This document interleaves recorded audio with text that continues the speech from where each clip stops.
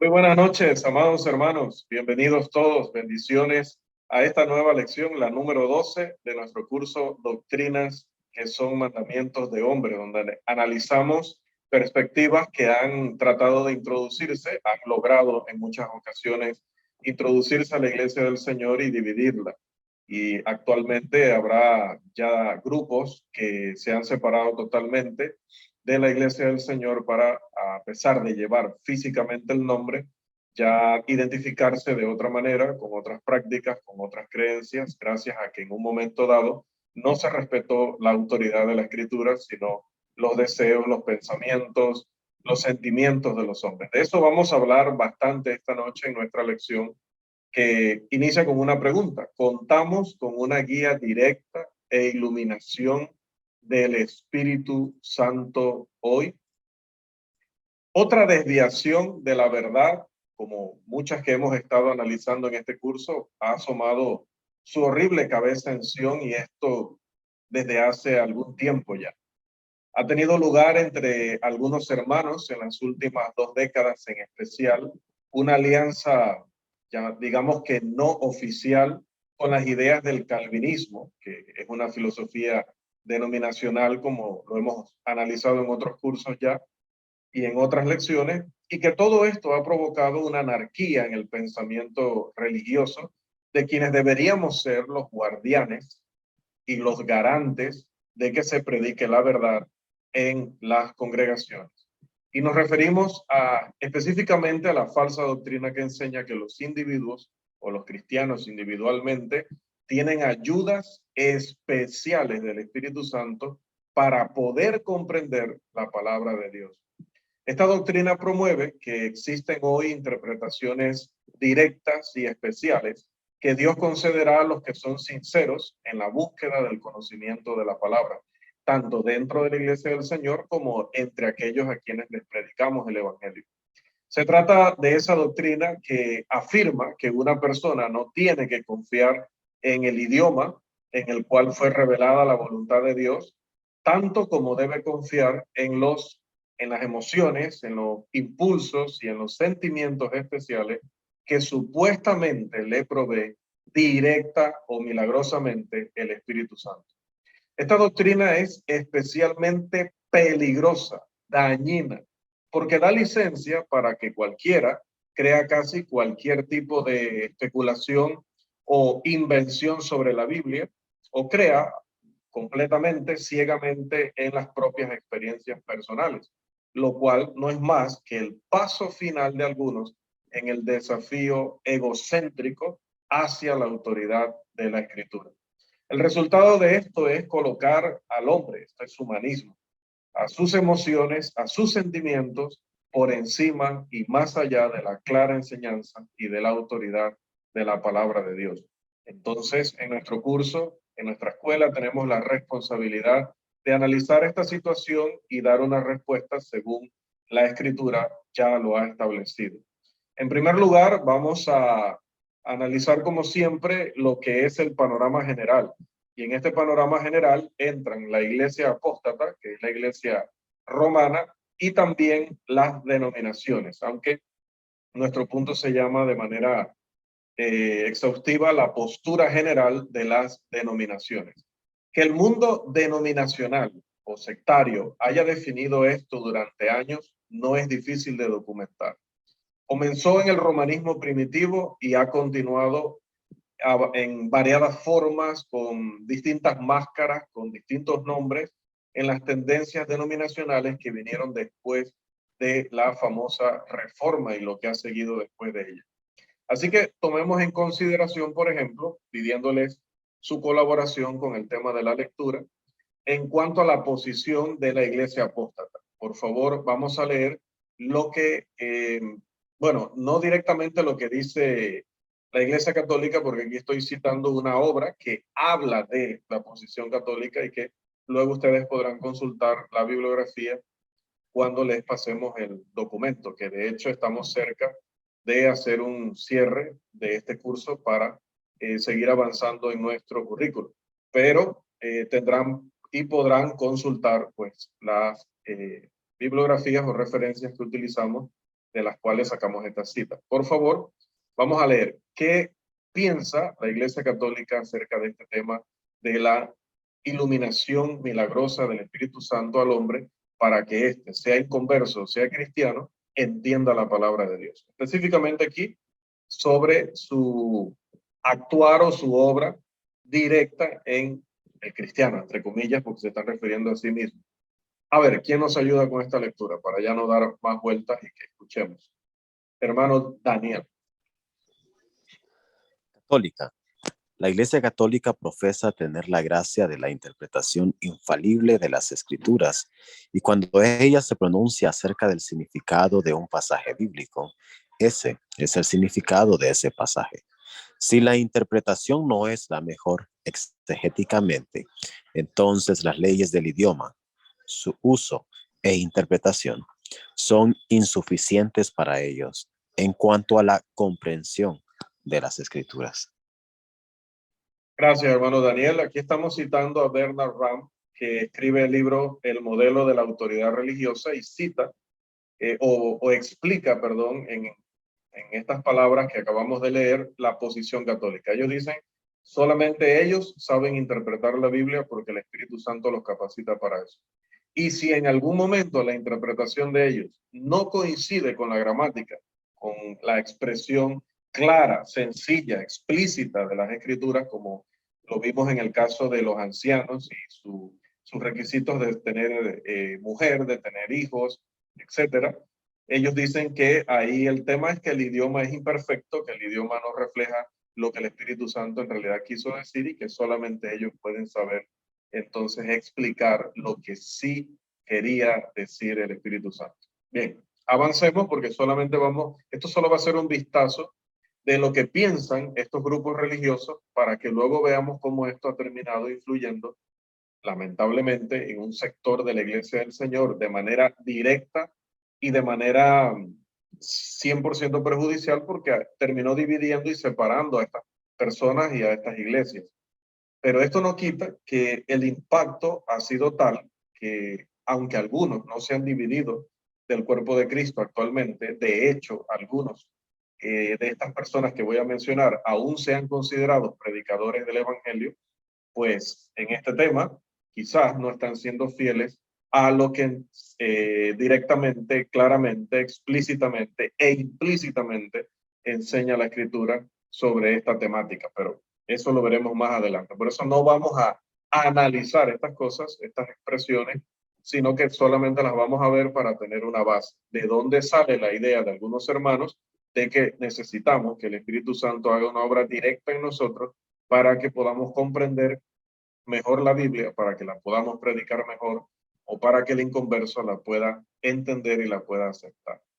Aparte de la Iglesia Católica, nos vamos al movimiento protestante y dentro del movimiento protestante, pues hay varias sectas que cada una de ellas va a expresar su convicción respecto a este asunto en diferentes palabras, pero en general casi todas apuntando al mismo punto. Por ejemplo, en el caso de, valga la redundancia, en el caso de Calvino o de John Calvin, él decía que era la obra interior del Espíritu Santo lo que lograba que el inconverso pudiera entender la palabra predicada, la pudiera recibir y se pudiera convertir.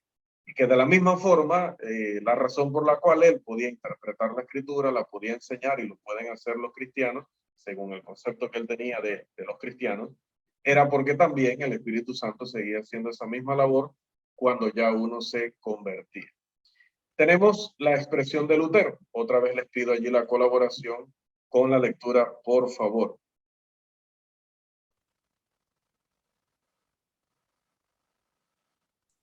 El hermano Joel.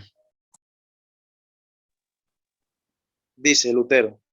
Lutero decía, creo que no puedo por mi propia razón y fuerza creer en Jesucristo mi Señor o venir a Él, pero el Espíritu Santo me ha llamado por medio del Evangelio, iluminado por sus dones, y me santificó y me preservó en la fe verdadera. Gracias, hermano Joel. Dice, no puedo por mi propia razón y fuerza creer en Jesucristo. Continuemos. Vamos a ver quién más. Tenemos dentro del movimiento protestante la Confesión de Londres de 1677. Aquí se expresa una posición temprana y general de la Iglesia Bautista. ¿Qué decía esta Conferencia de Londres en ese año? Amén. La Confesión de Londres de 1677. Sin embargo, nosotros reconocemos la iluminación interna del Espíritu de Dios como necesaria para la comprensión salvadora de las cosas que están reveladas en la palabra. Así es, aquí otra vez iluminación interna del Espíritu de Dios. Tenemos también a un representante de la denominación presbiteriana, que es el señor Herbert Lockyer, que dice también, allí mismo te agradezco, Carlos, por favor. Sí, Herbert Lockyer, presbiteriano, afirma: la iluminación espiritual es diferente a la inspiración bíblica o de la revelación. Es la obra del Espíritu Santo en el creyente, mediante la cual mantiene su entendimiento espiritual abierto para entender las Escrituras. Bueno, imagínense, todavía mucho más claro. A medida que vamos avanzando, esta gente se va emocionando más con este tema. Tenemos también al señor W. Robertson Nicholl, que fue citado diciendo lo siguiente: esperamos estar equivocados, pero ¿qué? ¿Quién nos ayuda? W. Robertson Nicholl. Amén. Fue citado diciendo: esperamos estar equivocados, pero nos parece que en estos últimos tiempos los cristianos han llegado a creer que es mediante el uso de la gramática y los comentarios que pueden entender el Nuevo Testamento. Nada se entiende en el Nuevo Testamento sin una iluminación espiritual directa. Y la última allí, por favor, sin la frase al final, Carlos. Ven, Espíritu Santo, ilumina nuestros sentidos. No, perdón, sin esa frase. O sea, que no incluye nada más, solo lo que dijo el señor Dwight. Arriba la cita. Ok, lo siento, más bien. Entre estos hombres el tema varía. Dwight Pentecost afirma además: el Espíritu Santo también nos interpreta lo que él ordenó escribir. Entonces, el Espíritu Santo es una iluminación. No le pedimos a Dios revelación, le pedimos a Dios que nos ilumine para que podamos entender la revelación que ya ha sido dada. Así es, gracias, Carlos. Este tema común de ayuda, iluminación especiales, se tipifica bien por la letra de la canción que citamos allí al final, una canción religiosa popular, por lo menos entre ellos, que es el Veni Creator Spiritus, que dice: ven Espíritu Santo, ilumina nuestros sentidos. Y lamentablemente, pues no solamente ellos cantan eso, sino que a veces nosotros, cuando no tenemos el cuidado, no tenemos la prudencia, no tenemos la precaución, lo estamos haciendo porque sabemos que nuestros himnarios contienen muchísimas letras preparadas por este tipo de religiosos y que incluyeron en ellas sus pensamientos. Entonces, por eso siempre les exhorto, siempre les pido que como directores de alabanzas o como evangelistas y predicadores en sus congregaciones estén muy vigilantes de que los directores de alabanza, antes de llevar a la congregación una cantidad de himnos para dirigir, los hayan revisado. Usted en especial es uno de los principales responsables de revisar esas letras y verificar que no vayan este tipo de afirmaciones, porque las hay. Y usted sabe que las hay. Hay varios himnarios que ya usa oficialmente la Iglesia de Cristo desde hace muchísimos años e incluyen letras que van apoyando, respaldando lo que acabamos de leer. Ahorita que lo leemos así, nos escandaliza y decimos: oye, esta gente que va está lejos de la verdad, esta gente está confundida. Pero luego vamos a la adoración o vamos a nuestros servicios de estudio bíblico y lo cantamos. Entonces no estamos cantando poniendo nuestros sentidos donde deben estar. Ahora, obviamente es importante, como decía, tener esta base, tener este contexto de lo que se venía enseñando o afirmando en la iglesia apóstata y lo que luego se afirmó aún con mayor énfasis en las iglesias protestantes que vinieron de ella. Pero a nosotros nos preocupa y nos interesa en particular lo que ha pasado en la iglesia del Señor, lo que ha pasado entre nuestros hermanos. Así que, hermanos, vamos a pasar a nuestro punto, la invasión entre los hermanos, y nos referimos a la invasión de estos puntos de vista o filosofías de hombres que han terminado contaminando y dividiendo a la iglesia del Señor desde hace muchísimos años, y vamos a dar ejemplos de ellos. Así que, por favor, atentos para que puedan seguir participando en la lectura y nos ayuden. El primero que vamos a citar es nuestro hermano Warren Lewis, que también es uno de los que terminó contaminándose con estos puntos de vista, se llenó de esta filosofía del calvinismo y lamentablemente pues contaminó a su congregación y a muchos otros hermanos.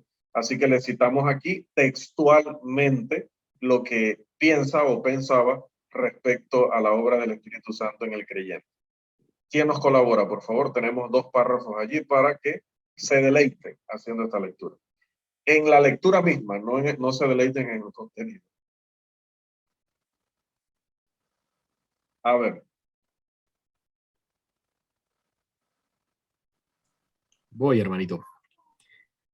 La profecía se cumple en nosotros, los seguidores de Cristo, quienes en el primer Pentecostés y en cada Pentecostés desde entonces hemos sido llenos o llenados, bautizados y encendidos por el Espíritu de Emmanuel. Dios, el Espíritu Santo con nosotros para siempre. Nuevas ideas y nuevos niveles de comprensión han venido a usted en un instante, justo cuando los necesita. Puede que aún no haya recibido el bautismo en el Espíritu Santo, pero si usted es un auténtico cristiano, ya ha recibido algún don del Espíritu Santo. Pídale ahora a Dios un don de entendimiento y discernimiento para que conozca todo lo que Dios, por su gracia, le ha concedido. Gracias, Carlos. Esto es un hermano en Cristo. Estas no son palabras ya de un sectario. Un hermano en Cristo. Algo que definitivamente eso sí nos tiene que preocupar, consternar, pero que también nos ayuda otra vez a entender por qué estas perspectivas, por qué estos pensamientos han podido llegar incluso a nuestras regiones. Con todo respeto y sin señalar a nadie en particular, ni una iglesia en particular, ni un equipo de trabajo de misiones o evangelismo en particular, pero no se puede negar por la experiencia, y la tenemos varios aquí de los que estamos conectados esta noche, a través de campañas, a través de giras médicas, a veces se ha infiltrado algún hermano, alguna hermana con puntos de vista similares en esta línea. También se han filtrado libros, también algunas personas a través de la web se han puesto a recibir estudios, tanto escritos como en vivo, de hermanos que están desviados en algunas doctrinas fundamentales del cristianismo y terminan afirmando estas cosas. Por eso es que esto es sumamente grave.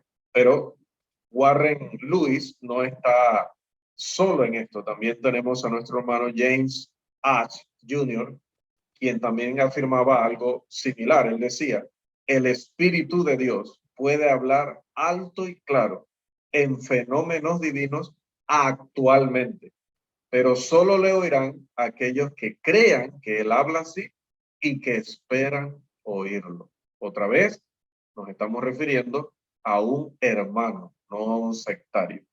También quiero aclararles que las ilustraciones están basadas en universidades donde quizá directa o explícitamente no se ha dicho aquí vamos a enseñar falsa doctrina, pero donde siempre se ha tenido esa apertura, siempre se ha tenido esa disposición a que los falsos maestros colaboren, trabajen, den sus conferencias y esparzan su veneno entre las iglesias de Cristo, sobre todo en nuestra juventud. Así que debido a eso, las ilustraciones referentes a la iglesia de Cristo están tomadas de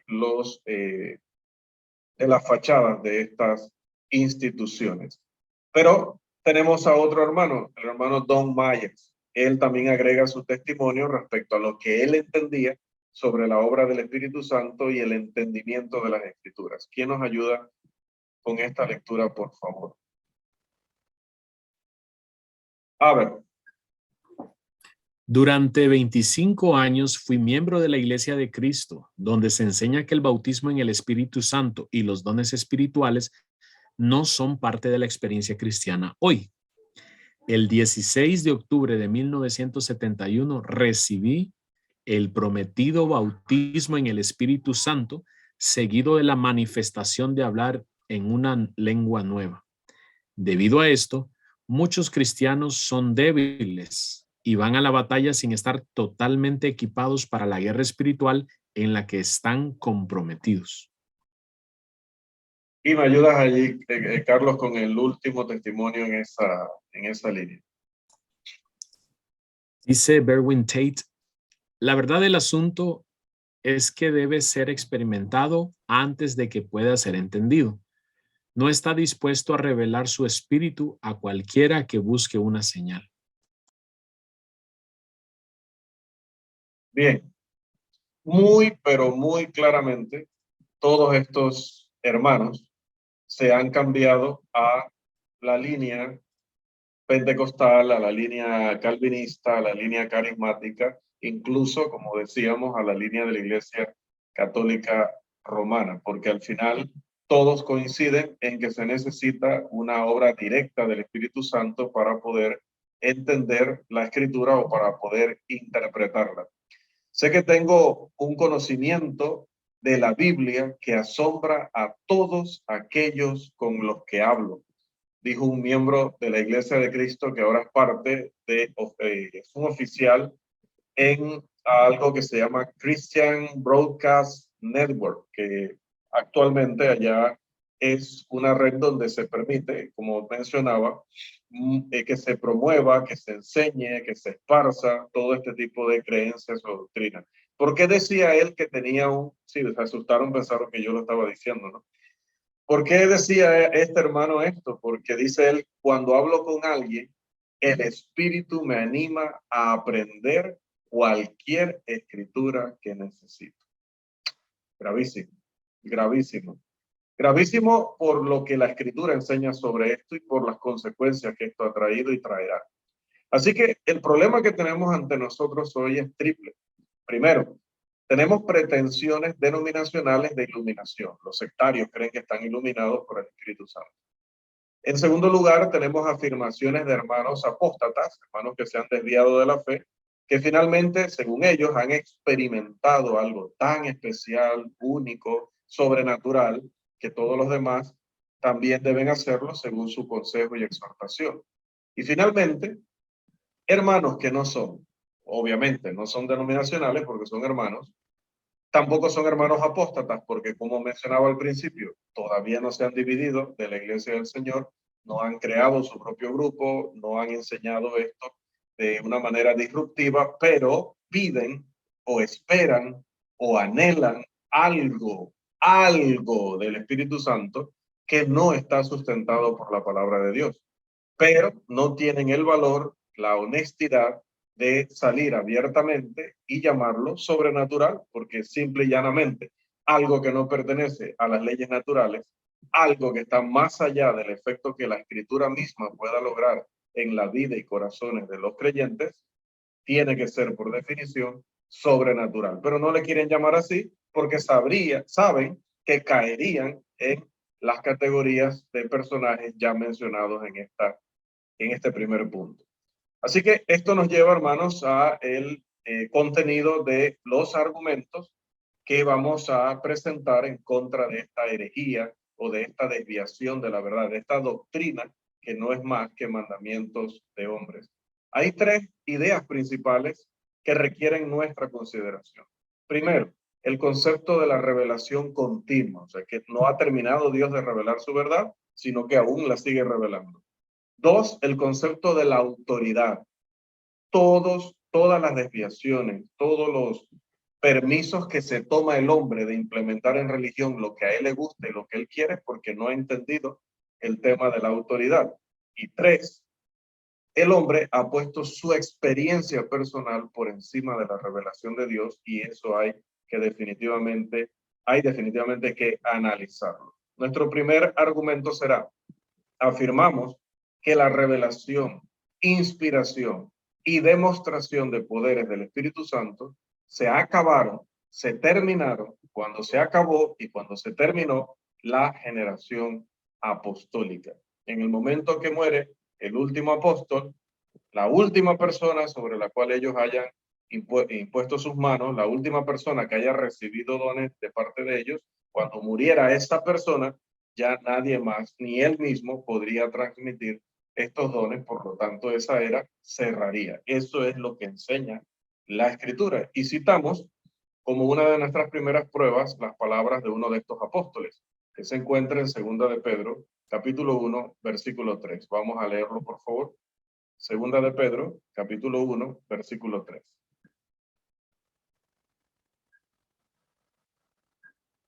Por favor.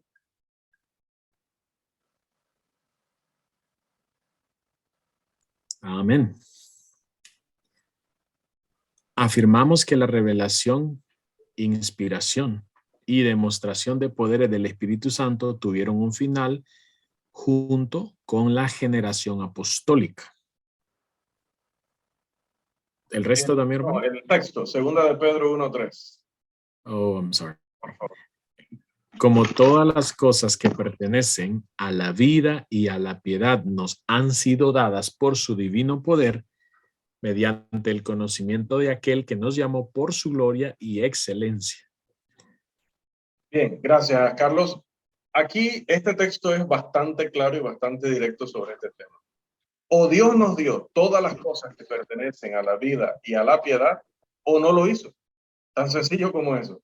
Si alguien necesita iluminación o ayuda especial continua del Espíritu Santo, entonces la conclusión es que Dios no nos dio realmente todas las cosas. Así que Pedro mintió, Dios mintió a través de Pedro. Si alguien objeta diciendo, bueno, lo que pasa es que la ayuda del Espíritu Santo es parte de esas todas las cosas que Dios nos dio, pues aquí hay un problema, porque cabe señalar que el apóstol dijo que esto vendría a través de nuestro conocimiento, no a través de poderes sensoriales especiales de parte de Dios. Así que su objeción no estaría al lugar. El segundo texto se encuentra en Judas, versículo 3, que dice que contendáis ardientemente por la fe que ha sido una vez dada a los santos. La palabra griega para una vez exige que se entienda que esto fue dado una vez y para todos los tiempos. El término original griego que eligió el Espíritu Santo para decir una vez es un término que debe traducirse, debe interpretarse, debe entenderse como una vez y para todos los tiempos. Algo que nunca necesitaría repetición. Pero si la iluminación es necesaria, debemos tener continua revelación de la fe.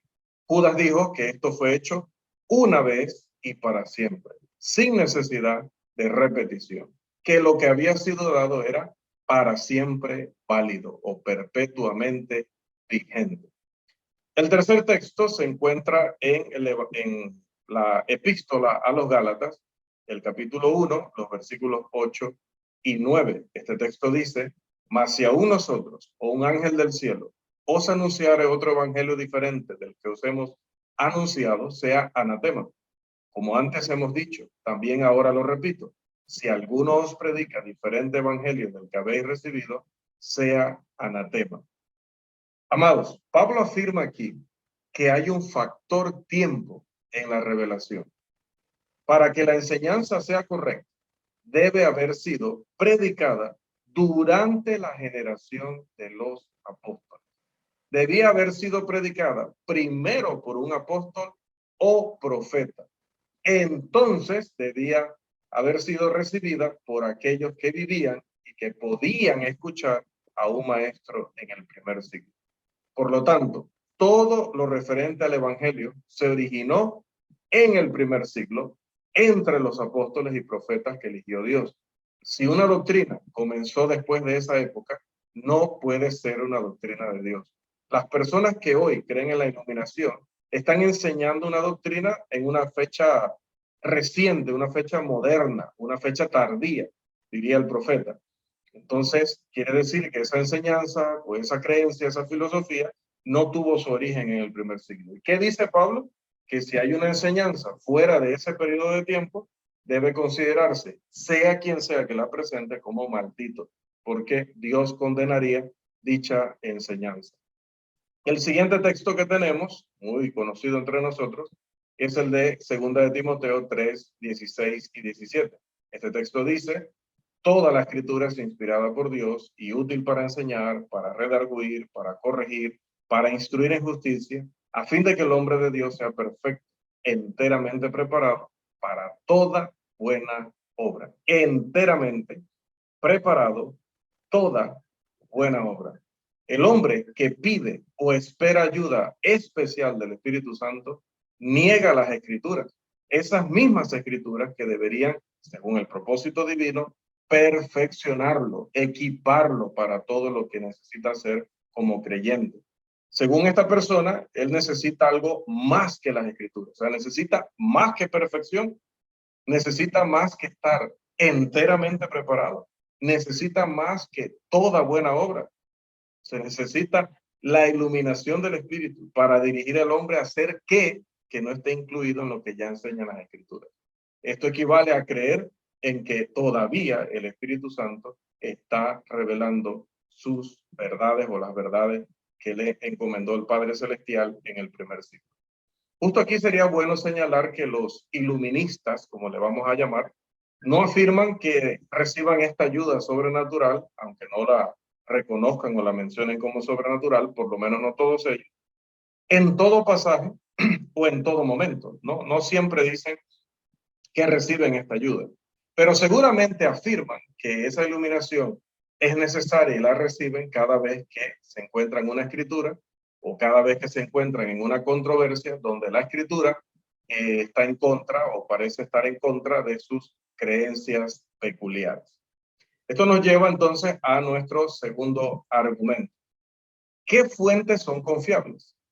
En forma de pregunta, ¿las experiencias del hombre, los impulsos y las emociones o la palabra de Dios?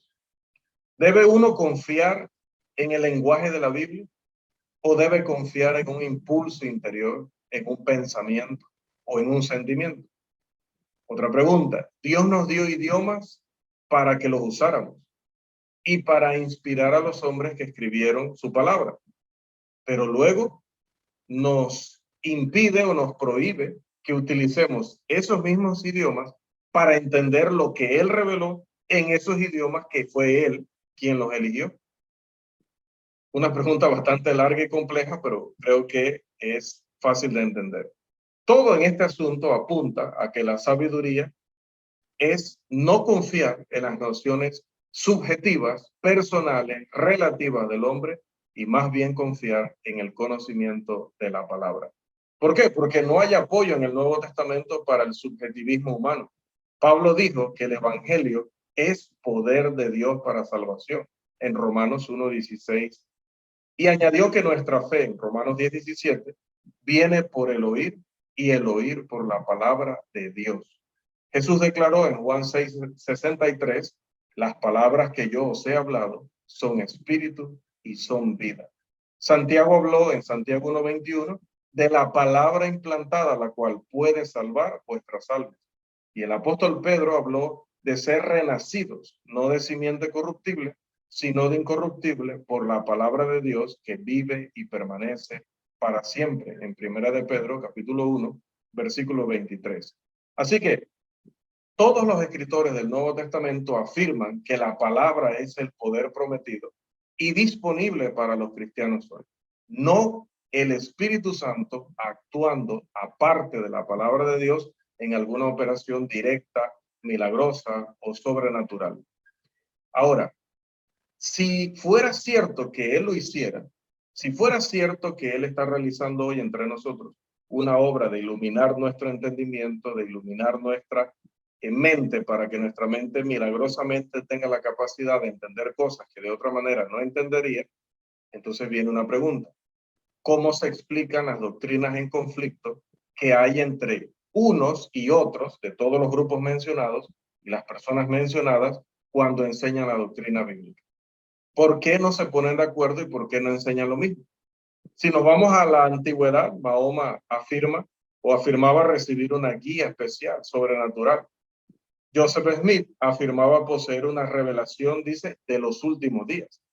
Y dos mujeres famosas, Mary Baker Eddy, que ya la estuvimos analizando aquí, y Ellen White, la fundadora del adventismo, también hicieron afirmaciones de este tipo. Sin embargo, las doctrinas de White, las doctrinas de Baker Eddy, las doctrinas de John Calvin, las doctrinas de todas estas sectas, movimientos de los romanistas, todas son diferentes y contradictorias. Pero ¿cómo? Si supuestamente el Espíritu Santo les está dando el entendimiento para que comprendan de manera perfecta el mensaje bíblico. Si el Espíritu Santo está detrás de todos ellos, ¿por qué no hay unidad si hay un solo Espíritu, dice la Escritura? ¿Nos veremos obligados a atribuir esas contradicciones al Espíritu Santo? Si dice la Escritura que en Dios no hay confusión. La Escritura es bastante clara sobre este hecho para que nosotros hoy podamos tener confianza, como dijo el apóstol Pedro, de que tenemos la palabra profética más segura. Lo que uno estaría haciendo es, siguiéndole el juego a estas personas, es atribuirle a Dios lo que simplemente son vanas imaginaciones y especulaciones de los hombres. Además, ¿qué pasa con esta filosofía o este pensamiento que pone patas para arriba al hombre? Porque deja al hombre en una posición en la que el cuerpo y las emociones son las que mandan. O sea, la mente del hombre queda sirviendo al cuerpo y a las emociones en lugar de que la mente del hombre controle al cuerpo del hombre. Aquí es donde Satanás tiene tanta, pero tantísima ventaja, porque donde puede controlar los deseos y las pasiones, puede controlar al hombre entero. Podemos leer Santiago 1:13 al 15 respecto a esta realidad. Además, esto de poner las emociones o el sentimiento como la guía para que nosotros entendamos que el Espíritu Santo nos está dirigiendo, nos está guiando, esto haría que el sentimiento esté por encima de la acción. Y esta no es la manera en que la Biblia habla de estas dos cosas. De hecho, por ejemplo, todos los casos de regocijo en el libro de Hechos vinieron después de que la gente hizo algo. Y vamos a leer estos pasajes. Aquí sí les voy a pedir, por favor, su colaboración con la lectura. Tenemos en ese sentido los textos de Hechos, capítulo 2, versículo 41, 8, 18 y el 39, 16, 14 y 15, y los versículos 30 al 34. Por favor, el primero, Hechos 2, 41, el segundo, Hechos 8, 18 y 39, el tercero, 16, 14 y 15, y el 30 al 34. Son tres lecturas en realidad. ¿Quién nos ayuda con la primera? Hechos, capítulo 2, versículo 41. Amén, hermanito. Hechos 2:41 dice, así que los que recibieron su palabra fueron bautizados y se añadieron aquel día como 3,000 personas. Amén. Dice que recibieron su palabra y luego fueron añadidos al cuerpo. Si nosotros leemos el resto de ese pasaje, veremos la reacción de esas personas, cómo estaban felices, unidas, perseverando, juntas. Entonces, vemos primero la acción de obedecer la palabra, porque ahí recibir la palabra no es solo escucharla, es haberla escuchado, pero haber aceptado y obedecido. Y estas personas, luego de haber obedecido, van a manifestar en el resto de la lectura el efecto de la palabra obedecida. Aún más claro es Hechos 8, 18 y el 39. ¿Quién nos ayuda ahí, por favor? Cuando vio Simón que por la imposición de las manos de los apóstoles se daba el Espíritu Santo, les ofreció dinero. 39. Voy, hermano.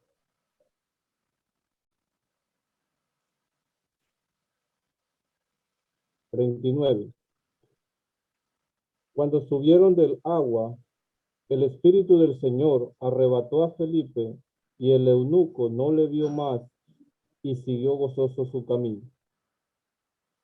Gracias, hermano Irving. En el primer texto tenemos a los samaritanos, ¿verdad? Que les había predicado Felipe y ellos habían obedecido el Evangelio. Luego de que obedecieron el Evangelio, reciben los dones del Espíritu Santo. No vemos en ellos ningún tipo de reacción hasta que primero obedecen el Evangelio. El énfasis de Lucas es que ellos escucharon, creyeron y se bautizaron, por lo cual es sinónimo de obediencia a la palabra.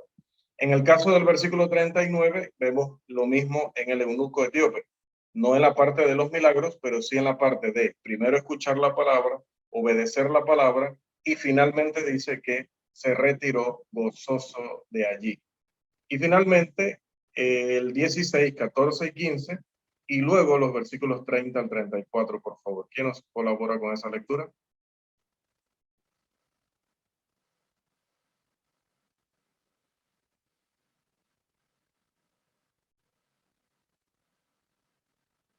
A ver.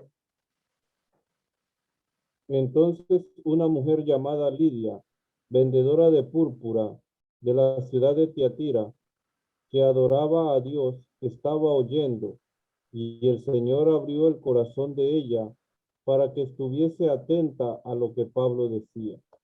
Y cuando fue bautizada y su familia nos rogó diciendo, si habéis juzgado que yo sea fiel al Señor, entrad en mi casa y posad,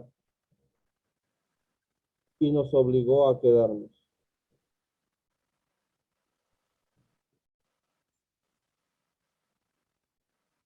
El 30 al 34.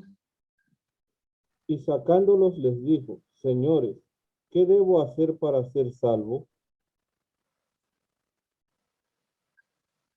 ¿Del 30 al 34 o el 30 y el 34? 30 hasta el 34.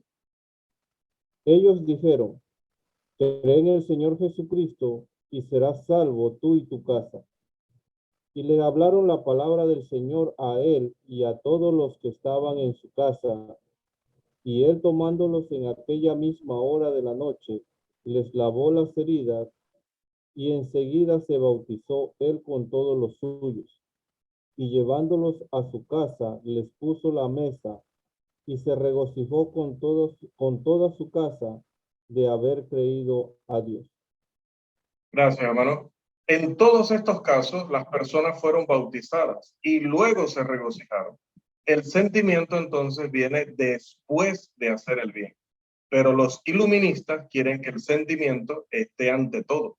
Luego asumen que si se sienten bien haciendo algo, creyendo algo, es porque seguro estarán haciendo o creyendo o sintiendo lo correcto. Entonces, los iluministas están al revés. Ellos primero quieren sentir para luego decir que lo que sienten indica que lo que estén haciendo es correcto. En el caso de él, en el Nuevo Testamento, los personajes mencionados, todos ellos primero obedecieron la palabra, primero hicieron lo que Dios esperaba de ellos y luego vemos en cada uno el gozo de haber creído. Ahora, estas personas hablan mucho de experiencia cristiana, hablan mucho acerca de experiencia personal, genuina, dicen. Pero ¿qué es eso? Porque esto es fundamental para el problema que estamos tratando a través de esta lección. ¿Se deben tomar en consideración los sentimientos subjetivos o nos debemos dejar guiar por la palabra de Dios? Bueno, el criterio fundamental de la religión cristiana es la palabra, pues ninguna experiencia que alguien tenga jamás debe considerarse genuina si está en conflicto con la revelación que ya Dios nos dejó. De lo contrario, estaríamos diciendo que la palabra es falible, incompleta, poco fiable, y eso está totalmente en contra de lo que Dios ha dejado, revelado, explicado, demostrado en la Escritura. La esencia de la experiencia que supuestamente, tienen estas personas debe ser el testimonio. Pero cuando hablamos del testimonio tenemos que ir a la Escritura también para comprender dicho término y comprender las circunstancias de ese término. La esencia de la experiencia cristiana debe ser el testimonio conjunto del Espíritu de Dios y del Espíritu del hombre. Vamos, por favor, a leer el texto de Romanos, capítulo 8, los versículos 14 al 16. Hechos, capítulo 8, 14 al 16, lo tenemos en pantalla o lo lee en su Biblia como lo considere pues más práctico. Por favor. Porque todos los que son guiados por el Espíritu de Dios, estos son hijos de Dios. Pues no habéis recibido el espíritu de esclavitud para estar otra vez en temor, sino que habéis recibido el espíritu de adopción, por el cual clamamos, Abba, Padre. El Espíritu mismo da testimonio a nuestro espíritu de que somos hijos de Dios. Gracias, hermano. Note bien, el Espíritu Santo da testimonio, sí, pero no le da testimonio a nuestro espíritu, a pesar de que la Reina Valera lo traduce de esta manera. Si nos vamos al original, al contexto, a la gramática, que está dentro del alcance de nuestra lección, pero ya decía que lo consideraremos más en detalle cuando estemos hablando del curso sobre la persona del Espíritu Santo, pero el texto ha de decir, el Espíritu mismo da testimonio con nuestro espíritu de que somos hijos de Dios. Este no es el Espíritu Santo diciéndoles a las personas cómo llegar a ser hijos de Dios, no directamente, no milagrosamente. Sin embargo, aquellos que buscan iluminación están buscando un testimonio para sus espíritus directamente del Espíritu de Dios. Un testimonio más allá de la palabra escrita. Pero cuando el Espíritu de Dios le dice al hombre que ore Abba Padre, y se lo dice a través de la enseñanza de la doctrina bíblica, y el hombre lo hace así, entonces su propio espíritu testifica que ha cumplido con lo que el Espíritu de Dios le ha instruido a hacer. Así que el espíritu del hombre y el Espíritu de Dios dan testimonio al hombre de que está alineado con las instrucciones del Señor. El Espíritu le va a testificar a través de la revelación, pero la revelación que ya tenemos en la Escritura. Y nuestro espíritu va a testificar también que nosotros hemos obedecido porque hemos hecho tal cual las instrucciones del Espíritu de Dios nos los han indicado. Y estas instrucciones, como sabemos, no vienen por una vocecita en nuestro oído, no vienen por una visión o un sueño, sino por la palabra escrita. Necesitamos entonces que el Señor nos envíe como un email sobrenatural a nuestra alma para que nos diga que la palabra es verdadera y suficiente. Entonces no lo sería. Sería tal contradicción que el Espíritu me dijera a mí al oído que la palabra es verdadera y suficiente, pero yo necesite que Él me lo diga al oído para entonces creerlo. Entonces la palabra no es, por lo menos si es verdadera, por lo menos no es suficiente. Pero sabemos que no es así. Eso es justo lo que quisieran los experiencialistas, lo que quisieran los iluministas, lo que quisieran los empiristas que fuera la realidad. Una experiencia especial del Señor que les diga que hagan lo que la Biblia les dice que hagan. ¿Qué cosas, no? Ellos quieren que el Espíritu Santo, a través de una obra directa y particular, les diga que hagan lo que la Biblia ya les dice que hagan. Increíble. Ahora, ¿de qué otra manera nosotros podríamos saber o podríamos conocer las advertencias que están en la Escritura para que nosotros no perdamos nuestra alma? Pedro dijo que la palabra inspirada era aún más creíble que el testimonio de ellos, que eran testigos oculares de los hechos relacionados con la vida de Jesús. Vamos por favor a ese texto, segunda de Pedro, capítulo 1, versículo 19. Segunda de Pedro, capítulo 1, versículo 19. Por favor, lo más expedito posible. Segunda de Pedro 1, 19. Tenemos también la palabra profética más segura, a la cual hacéis bien en estar atentos como a una antorcha que alumbra en lugar oscuro, hasta que el día esclarezca y el lucero de la mañana salga en vuestros corazones. Gracias, hermano Irving. El versículo 18 venía diciendo, y nosotros oímos esta voz enviada del cielo cuando estábamos con él, hablando de Jesús, en el monte santo. Noten, él está hablando de su testimonio ocular. Yo estuve ahí presente, pero luego dice, tenemos la palabra profética más segura. Dice, esto no es solamente porque yo lo vi, porque yo lo viví, porque yo pude haber entendido mal, pude haber visto mal, pude estar equivocado. Algunas personas creen que ven ciertas cosas y no es así. Algunas personas creen que entienden ciertas cosas y no es así. Pero es que ahora, dice Pedro, tenemos la palabra profética. Y esa palabra profética que nos ha sido revelada por el Espíritu de Dios nos asegura que estas cosas son así. Entonces ahora tenemos mucha más razón para creer. Mire cómo lo veían los apóstoles. A diferencia de cómo se ve hoy, las personas hoy usan su supuesta experiencia personal para decir esta es la verdad. Los apóstoles no lo veían así. Los apóstoles dicen, sí tenemos un testimonio personal, pero para nosotros lo más seguro es la revelación que está dando el Espíritu Santo. Como la revelación que está dando el Espíritu Santo corrobora lo que nosotros vimos, sabemos que lo que vimos es real.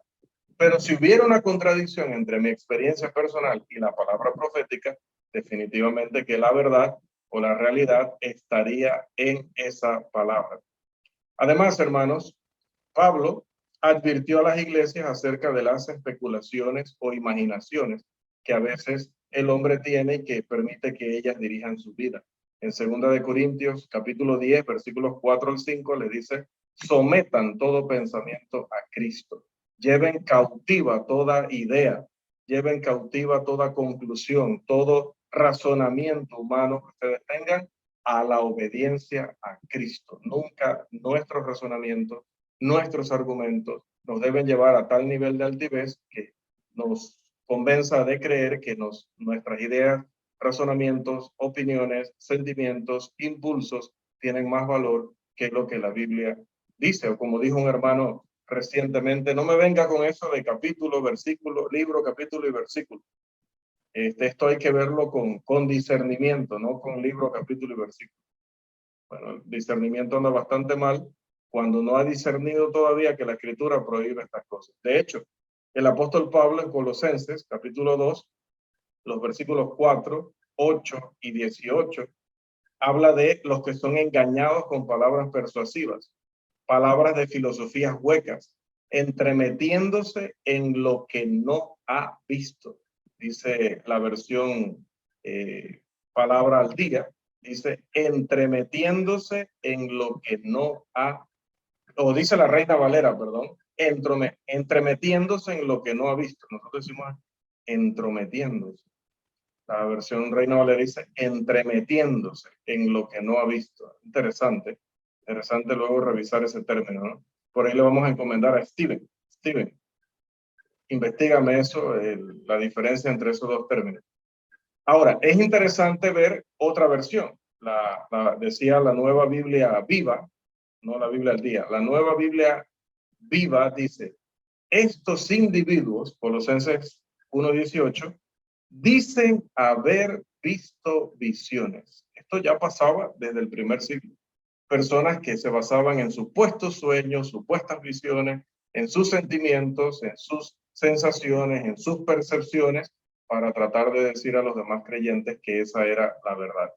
Esto de andar creyendo en las visiones de ciertos hombres, ¿acaso no sería equivalente a otra cosa que prohibió Pablo en Efesios 4:14, o que advirtió de no ser llevados por doquiera, de todo viento de doctrina, por estratagemas de hombres que para engañar emplean con astucia las artimañas del error? Considere cuán vulnerable se hace el hombre mismo, cómo se hace él a sí mismo tan vulnerable por no confiar únicamente en la palabra. Si encuentras la comparación, Steven, nos las envías al chat para que nos quede allí y la podamos revisar al final. Esto nos lleva entonces, amados, bueno, Carlos nos envió entrometiéndose, como decimos nosotros, o entremetiéndose, como dice, la Reina Valera. La Reina Valera, ¿verdad? Para especificar más que la Biblia, la traducción Reina Valera. Por eso me interesa saber si es que este término era un término antiguo y oyes entrometiéndose, o son dos términos que tienen algún matiz. Eso está interesante allí. No, quizá no me había fijado en el cambio en esa letra, ¿no? Y todo eso es importante. Bien, pasemos a este último punto, hermanos. Algunas consecuencias de esto, y con esto terminamos nuestra lección por esta noche.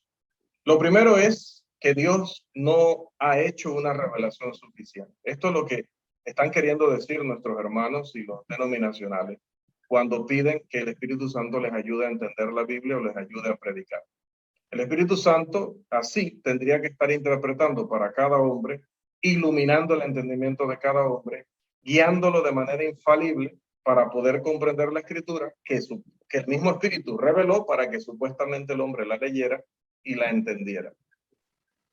2. Si es así, la una fe no es necesaria. Aunque Pablo habló de que existe una fe, Efesios 4:5, refiriéndose a que todos debemos tener la misma creencia, todos debemos tener el mismo sistema de creencias, y que esto, como dice Judas 3, nos ha sido dado una vez y para siempre. Entonces, si debemos dejarnos llevar por nuestros sentimientos, por supuestas revelaciones del Espíritu, entonces no se ha terminado de revelar. En realidad todavía habría lugar para muchas religiones, muchos grupos, según cada quien sienta, según cada quien crea, según cada quien tenga sus sensaciones.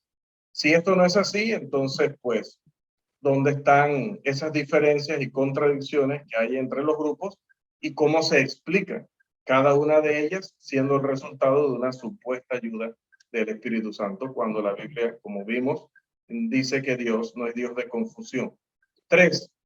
Si alguien, hermanos, piensan ellos, ¿no? Si alguien en su sano o alguien es sano en su corazón y en su vida, entonces también debe serlo en la doctrina, dicen ellos. Pero esta idea surge de tener como directriz, de tener como norte, esa forma de pensamiento que dice: lo que siento en mi corazón, eso es lo correcto. Pero ¿cuán frecuentemente se sabe de aquellos cuyos sentimientos los engañan o los han engañado durante años? Y un caso, yo creo que el caso más potente de todos es el del mismo Saulo de Tarso. Hechos 26:9 nos habla de eso. Él actuaba con limpia conciencia, creyendo que lo que sentía, lo que pensaba, era lo correcto, y Dios tuvo que encaminarlo en la verdad. Entonces, tu corazón te puede desviar perjudicialmente si le entregas a Él la dirección de tu vida. 4. Si estas teorías, estas doctrinas son verdaderas, entonces leer la palabra no es suficiente para comprender los misterios que Dios puso allí desde la antigüedad. Sin embargo, como ya lo hemos dicho en muchas otras lecciones, Pablo afirmó que si los hermanos leían lo que él había escrito acerca de la redención, ellos podían entenderlo. Efesios capítulo 3, los versículos 3 y 4. El iluminista exige más. Él pide que el Espíritu Santo entre por encima de las palabras que él mismo le reveló a Pablo, para que ahora le revele la correcta interpretación al hombre. Y esto obviamente también es una contradicción. Además, en quinto lugar, la fe solo puede venir, según estas personas, como resultado de un milagro de Dios. Pero Romanos 10:17 dice que no es así. Dice que la fe viene por oír la palabra de Dios. Pero si tener fe requiere una obra por encima y más allá de la palabra, entonces uno no puede tener esa fe sin que primero se realice esa obra. En eso tendría razón John Calvin. Y esa obra tendría que ser de Dios. Ya no tendría nada que ver el hombre, como también lo creía John Calvin. Así que esto pondría el asunto, o pone el asunto de la fe y la obediencia plenamente del lado de Dios, lo cual es un problema, porque entonces los que no tuvieron fe no entendieron lo que leían, y no entendieron porque Dios no los ayudó. Por lo tanto, no pueden ser juzgados como culpables porque el Espíritu entonces les había fallado. Okay. Disculpen, estaba recibiendo una notificación de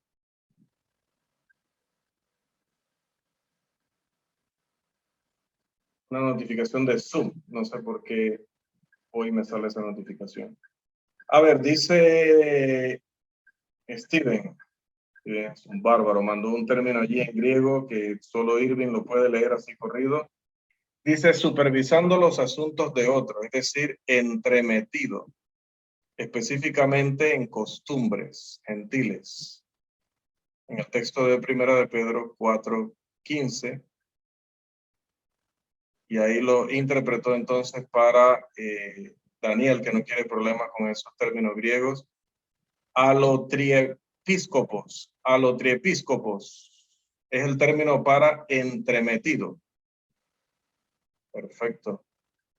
Gracias, hermano Steven. Ahora necesito saber si entremetido, que sí, está bueno todo esto, pero lo que quiero saber es si ese término ya no es válido. Y era válido en el 60, cuando se revisó y lo dejaron los traductores así. O todavía es válido decir entremetido, porque nosotros decimos entrometido. Eso, quiero eso también, por favor, y les agradezco.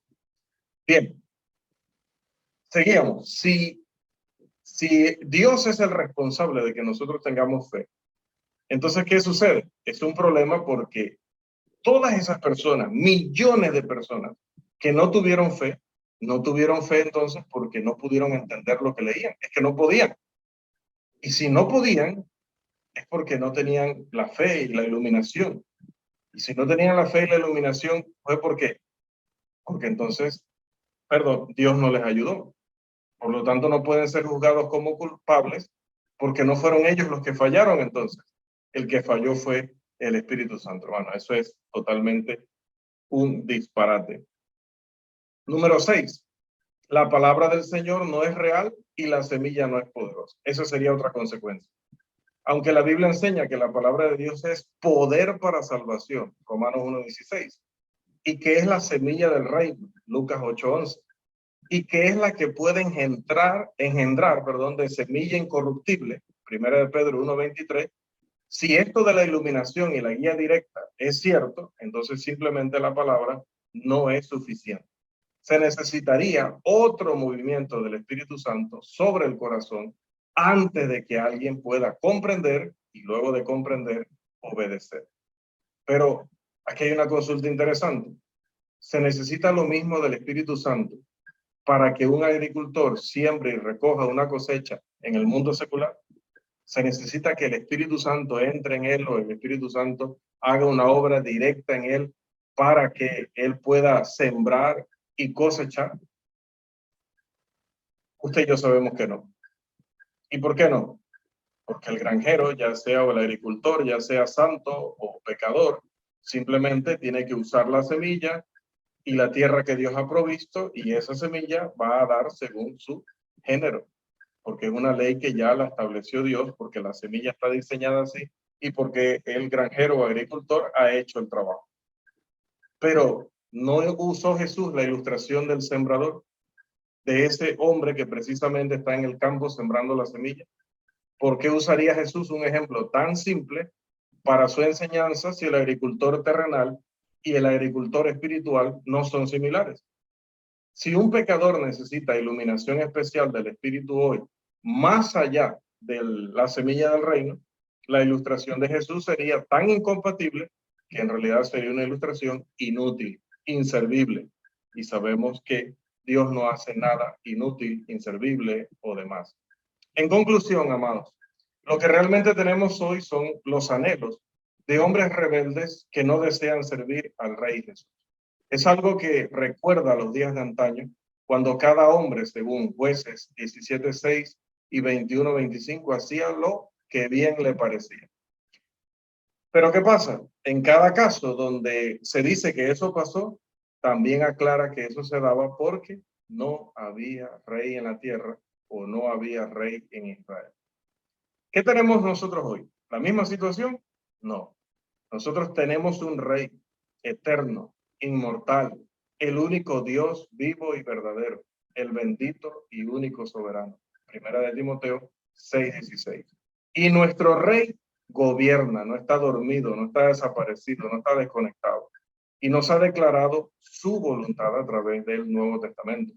Por lo tanto, no tenemos la libertad hoy de hacer lo que bien nos parezca, como lo hacían los hombres en el tiempo de los jueces y en muchas otras épocas de la historia de la humanidad.